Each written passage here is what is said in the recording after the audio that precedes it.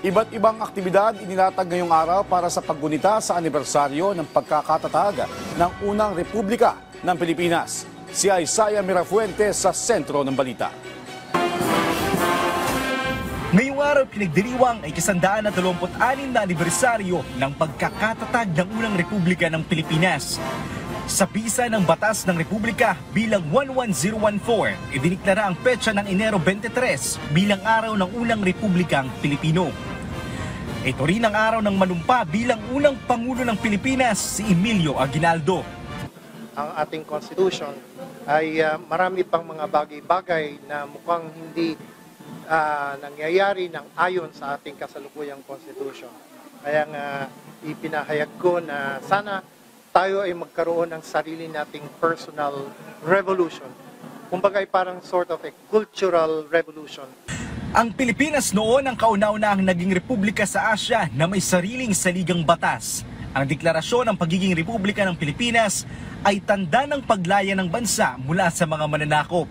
Napili ang Baraswain Church na pagdausan ng pagbubukas ng Kongreso ng Malolos. Sa naganap na sesyon noon, niratipikahan ang proklamasyon ng kalayaan. Actually, dapat ito talaga ay bigyan ng malaking halaga. Alam po, malaking pagpapahalaga itong araw na ito sapagkat ito yung araw din ng kalayaan natin. At dito sa araw na ito, unang itinatag ang Malolos Republika. Sa totoo lang po, bago nagkaroon ng Philippine Constitution, ito muna.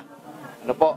So, sa totoo lang, dapat po hanggang ngayon ay lagi dapat gugunitain. Ngayong araw nagsagawa ng programa dito sa Baraswain Church sa Malolos, Bulacan para sa selebrasyon ng anibersaryo ng pagkakatatag ng unang Republika ng Pilipinas noong 1899. Ang Baraswain Church ay tinayo noong 1885 at ito rin ang naging session hall ng Malolos Congress noong 1898. At dito rin ipinanganak ang unang Republika ng Pilipinas noong 1899. Ang pagbubukas ng unang Republika ang naging dahilan ng maraming karapatan na tinatamasin natin ngayon.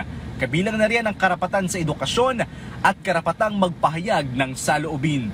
Isaiah Mirafuentes para sa Pambansang TV sa Bagong Pilipinas.